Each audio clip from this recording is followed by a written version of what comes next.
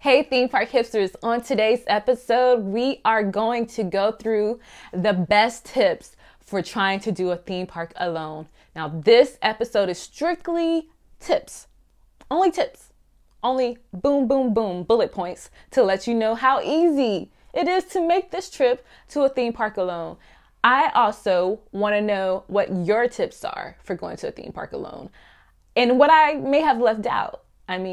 I want to give a shout out to one of my favorite YouTube vloggers, Rick, over at Glass Geek Daily Vlog, or Almost Daily Vlog, as he would put it. And I just want to thank you for supporting Theme Park Hipster and being that person in the parks, enjoying yourself when you can't find somebody sometimes to go with you. It's not that you don't want to go with people all the time, but sometimes, man, nothing's lining up and you don't want to keep waiting for anyone. Let me know what you think of the podcast episode. If you like this channel so far, be sure to subscribe, and hopefully we can all meet up together in the parks and have a nice adult beverage. That's if you're over 21. Now sit back, relax, enjoy this Theme Park Hipster show, and I'll talk to you later.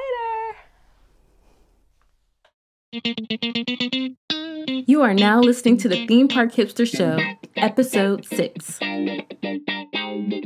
Hi, Theme Park Hipsters. It's your host, Nikki J, and I'm here to help you plan the best solo theme park vacation.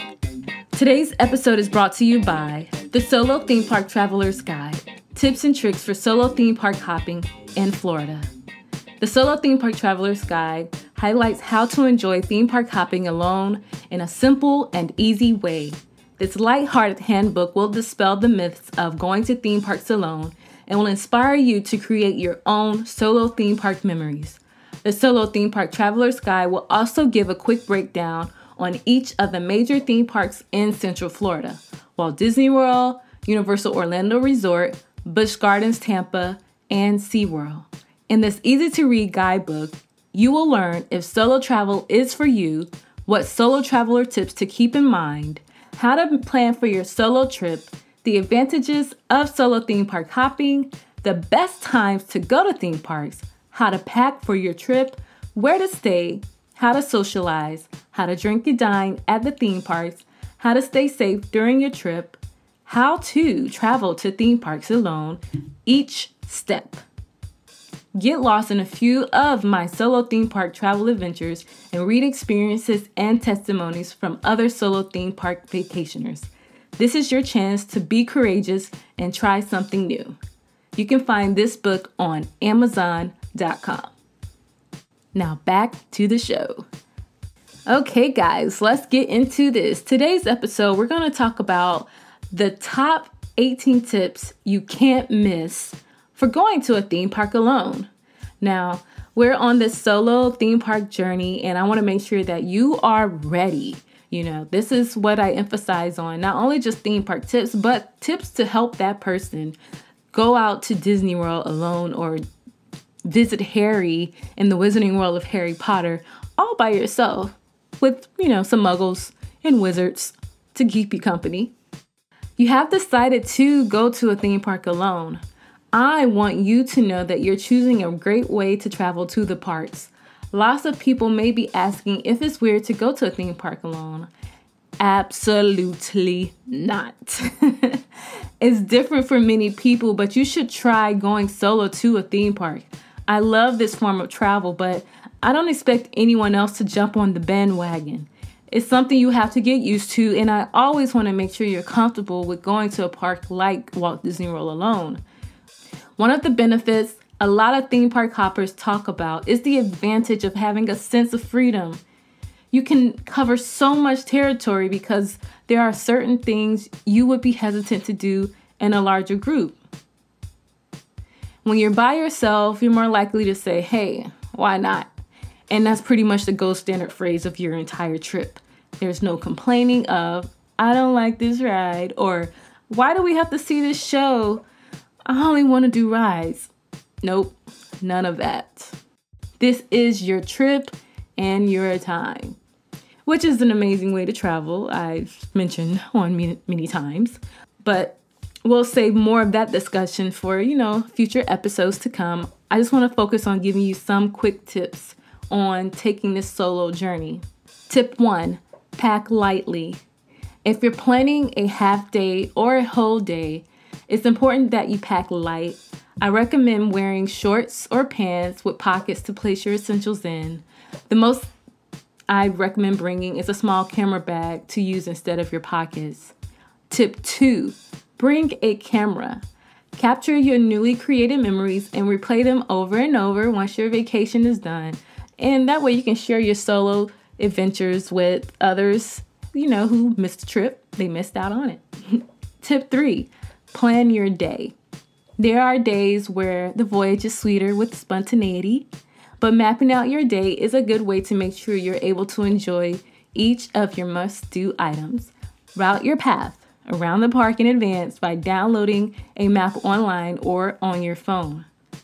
Tip 4, get there early. You know what they say, the early bird catches the worm. You snooze, you lose. Well, all that. I'm not going to keep going on all these tangents. It's the classic tip for any theme park goer in Florida, particularly fans of the famous mouse or wizard. Tip 5, go during the slow season. The best times to visit Walt Disney World, Universal Orlando Resort, or the other Florida parks are second week of January, late February, between the second week after Easter and the week before Memorial Day, September, mid to late October, and the second to third week of December. Tip 6, try something new. Get out of your comfort zone. Enjoy a new attraction, show, drink, or photo op you've had on your theme park bucket list for a while. I need to take this advice myself. Tip 7, bring distractions. Bring books, something a little small, or your phone. Or you can even do this. Great tip right here. Bring a great conversation starter to have with other theme park goers in the line or in attraction queues as you wait. Tip 8, maximize a hobby. What does this mean? This is what I'm talking about. Make the most of a hobby such as photography, or you want to become a food blogger or food enthusiast, or just get back into journaling. I love being around the parks around this time because when you're going by yourself, you stop more, you think more, you just do such creative things. And so picking up a hobby such as photography, you can definitely get better at doing this because the theme parks are beautiful, beautiful. And also the food at the theme parks are not too bad anymore. They're actually pretty good options. And you can kind of jumpstart your career or your hobby that can maybe blossom into a career as being a foodie, as they say sometimes. Tip 9, dine alone. Dining alone is still a little bit uncomfortable for some, and it's actually more uncomfortable for me to dine alone than it is to go to a theme park alone. Yeah, I know that sounds crazy, seeing as I love taking the whole theme park on by myself, but I still get a little ugh when it comes to dining. That's how I can describe it. But it is also a way for you to expand kind of like your food interest and your food hobby, and it's also a good way to ease yourself into going to a theme park alone. Maybe you just start off with, a happy hour at a bar by yourself if you're over 21, or you just start off by having lunch by yourself and then making it over to a theme park. Take your time. Tip number 10 is take your time. This is the time for you to get into the nooks and crannies that the theme parks have to offer. Explore the shops and alleys. You can even enjoy different parades and shows that you wouldn't normally do in a larger group. Epcot is really good at this, especially when you're going through the World Showcase. Go through the pavilions. Don't just walk past them. Go back up in there. Discover things. Read things. It is amazing what you will learn and discover at Epcot. I'm still learning and discovering things at Epcot, and it's my favorite theme park. 11, enjoy a nice cocktail with a view. I love combining a good cocktail and a great theme park together. You can enjoy the ambiance of having a drink if you're over 21, in one hand and a roller coaster behind you. You can also do this inside of a theme park resort. These theme park resorts are freaking attractions on their own. I am definitely the kind of person you will find in the Hog's Head grabbing a nice, delicious adult beverage and taking it behind the three broomsticks, looking at the Hogwarts castle in a distance. That's my perfect day at Eyes of Adventure. Tip 12, be sociable. You may think only families go to theme parks, but other solo adult theme park hoppers go there too. And sometimes they go to meet up with each other through websites such as meetup.com. So just be okay with just checking and say, hey, offer to take a picture. Those are ways to kind of get the conversation going. And you just never know what kind of people you may meet who are also solo theme park goers, a little bit nervous that they're doing this, but nevertheless, they're there. And why not? Why not meet someone? Worst thing they could do is kind of brush you off. But you're at Disney or whatever theme park if you're choosing. You're going to have fun. Tip 13, take photos with characters in the park. This may seem a little childlike, but it's actually a pretty cool thing. I know people personally who go alone just to do character photos. Character lines can be long and are considered as important as an actual attraction. So if you're really into the classic Disney characters, you will definitely want to make sure you plan this out, go online, see what the schedules are, and put that on your list, your to-do list. Get your photos in. That could be how you do your theme park day. A hipster power tip right now. Go to Disney on special event nights. You may meet a very rare character out in the park taking pictures. Tip 14, decide on a destination. Decide which park you would like to try on your adventure. I would say this tip is very important. It helps make you more excited than nervous because you're in vacation mode planning. One of my favorite parks to go alone is Epcot. If you're a first timer, it will be hard for me to give you a recommendation on which park to stop on your first solo trip. I would have to know what kind of things you like to do, what city you will be in, and for how long. But just go ahead and decide. Decide what theme park you want. It doesn't even have to be a Central Florida theme park. It could be a park such as Cedar Point or a Six Flags type of park. Just decide where you want to go and then plan out your day. Tip 15, keep in touch with your loved ones or someone that's close to you. Safety in solo traveling should always be at the top of your priority. The theme parks are definitely safe places to be, especially here in Florida. Security measures have been a little bit tighter at theme parks, as you've noticed, or if you haven't been there lately, it's definitely different than it was about 2 years ago. Now for another hipster power tip. Let people know what your itinerary is, the park you will be attending, and ways to contact you. Very important, guys. Now let's get back to the regular tips. Tip 16, do a special theme park tour. A great solo tour for any theme park goer is the Keys to the Kingdom tour at the Magic Kingdom. It takes you on a thorough behind-the-scenes tour of this great Walt Disney World theme park. The VIP experience is also an option at Universal Studios, and it gives you an in-depth guided tour throughout the Orlando resort over there at Universal. Busch Gardens also offers many tours that a lot of people are not aware of, including a keeper for the day tour where you can kind of actually act like a zookeeper if you're really into animals that way.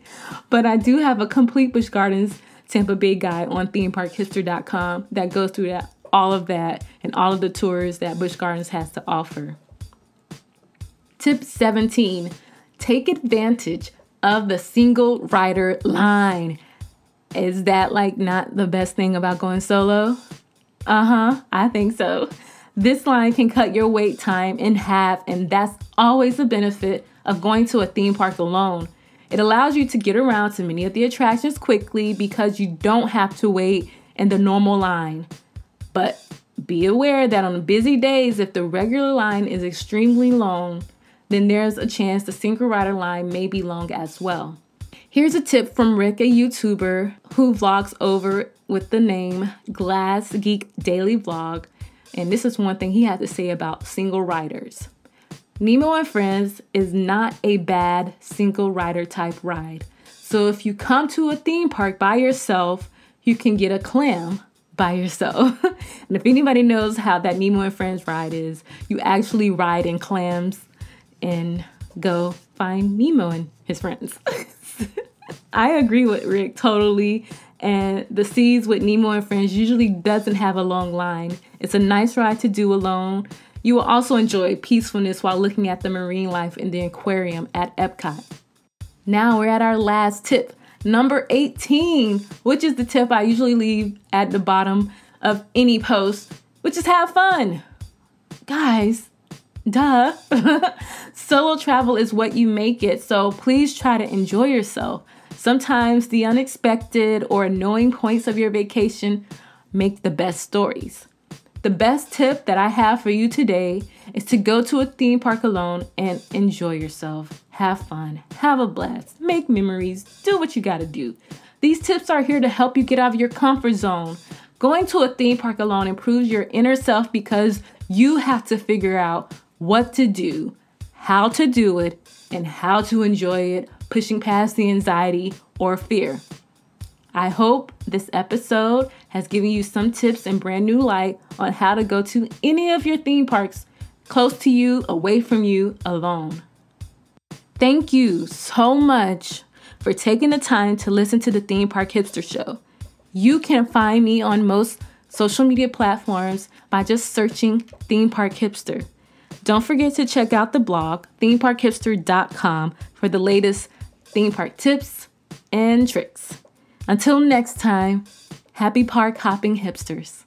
The content on the Theme Park Hipster Show represents my own and not those of any organizations or activity mentioned. I am just someone here who likes to share my own stories to you and hope that I can help you have the best vacation ever.